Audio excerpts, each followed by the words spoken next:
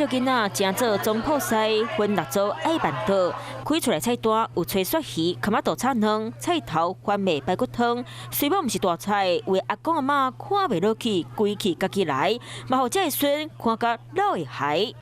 看到孙大家拢安尼做伙吼，啊，大家拢足亲切的，足欢喜的，谢谢。